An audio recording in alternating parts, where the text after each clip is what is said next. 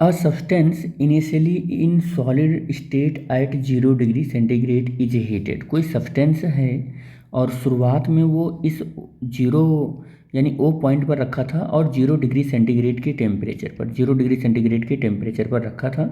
और कह रहा है कि the graph shown in the variation in the temperature, कह रहा है कि ग्राफ में टेम्परेचर के साथ वेरिएशन और ये अमाउंट ऑफ हीट जो सप्लाई है उसके साथ वेरिएशन फिगर में दिखाया गया है। If the specific heat capacity of the solid, कह रहा है कि सॉलिड की जो स्पेसिफिक हीट कैपेसिटी है वो 500 joule per kilogram degree centigrade है। तो यूज करो इस ग्राफ का और क्या कैलकुलेट करो, मास ऑफ द सब्सटेंस। इस सब्सटेंस का मास कैलकुलेट करना है आपको, मास कैलकुलेट करना है। और कह रहा है स्पेसिफिक लेटेंट हीट भी आपको यहाँ वाले केस में देखो, यहाँ पर देखो, यहाँ पर इसका 80 डिग्री सेंटीग्रेड टेम्परेचर कांस्टेंट है। यहाँ पर तो इसने क्या किया है, टेम्परेचर का राइज किया है, टेम्परेचर का राइज किया है। यहाँ पर टेम्परेचर क्या है, कांस्टेंट है, और यहाँ पर फिर से टेम्परेचर का क्या हुआ है, राइज हुआ है। तो जहाँ पर टेम्परेचर कांस्टेंट होता है वहाँ पर लेटेंट हीट का कॉन्सेप्ट आ जाता है जो ml होता है।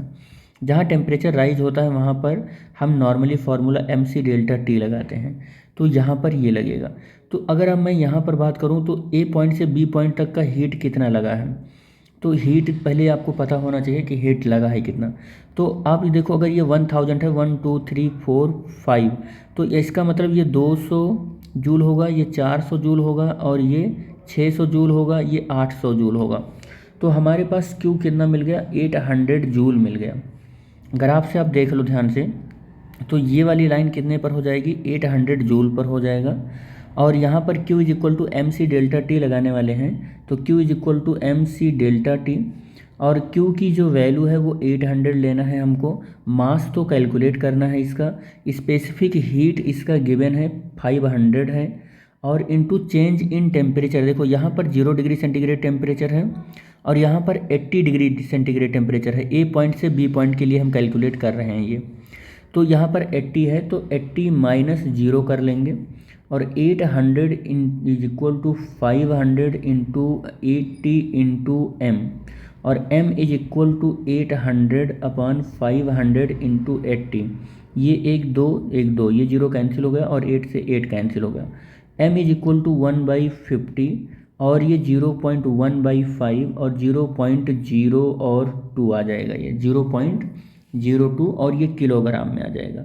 इतना किलोग्राम का हमने बॉडी ले रखी थी, तो ए पॉइंट हमारा सॉल्व हो गया जहाँ पर मास ऑफ सब्सटेंस कैलकुलेट करना था। सेकंड कह रहा है कि specific latent heat of the fusion in the liquid state. Liquid state में कह रहा है स्पेसिफिक लेटेंट हीट कैलकुलेट करो, ये यहाँ पर कह रहा है कैलकुलेट करना है हमको।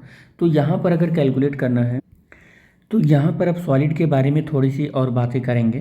देखो क्या होगा यहाँ पर, देखो ये सॉलिड था, सॉलिड से यहाँ तक आने में सॉलिड क्या हुआ, धीरे धीरे धीरे धीरे सॉलिड का टेम्परेचर बढ़ा और यहाँ पर मेल्ट होकर लिक्विड में बदल गया। सॉलिड का ये क्या हो गया, मेल्टिंग पॉइंट है, और ये पूरा का पूरा क्या हो गया, मेल्ट हो रहा है, ये मेल्ट हो रहा है। तो यहाँ का जो टेम्परेचर है वो टेम्परेचर 80 है, यानी कि T1 जो है वो 80 डिग्री सेंटीग्रेड है, और यहाँ का टेम्परेचर T2 की बात करें तो ये भी 80 डिग्री सेंटीग्रेड है। यानी कि टेम्परेचर आप देख रहे हो, चेंज इन टेम्परेचर क्या है, कांस्टेंट है। तो यहाँ पर हमारा Q is equal to ml लगेगा, क्या लगेगा, ml लगेगा। लेकिन यहाँ का आप अगर हीट की बात करें तो Q1 कितना है, 800 जूल है, और अगर Q2 यहाँ की बात करें, Q2 तो ये है कितना है, 1600 जूल की बात कर रहे हैं। तो यहाँ पर Q कितना हो गया, तो Q2 माइनस Q1 हो गया, और इसको मैं कैपिटल Q केवल बोल रहा हूँ। तो ये 1600 माइनस 800, और Q इज इक्वल टू कितना मिला हमको, 800 जूल मिल गया। और हम जब कभी भी देखते हैं कि लेटेंट हीट के रेफरेंस में बात करना हो तो Q is equal to ml लगाते हैं। Q की वैल्यू 800 और m हमको मिल गया है 0.02, और L हमारा कितना है वो हमको कैलकुलेट करना है, specific latent heat of fusion हमको कैलकुलेट करना है उस लिक्विड का। तो L is equal to 800 upon 0.02, ये डेसिमल से 2 जीरो यहाँ लग जाएगा, और 2 और ये 4 और 4 टाइम्स 0 हो जाएगा। L is equal to 4 into 10⁻⁴, और ये जूल अपॉन केल्विन या डिग्री सेंटीग्रेड हो जाएगा। ठीक है, यही इसका आंसर हो जाएगा।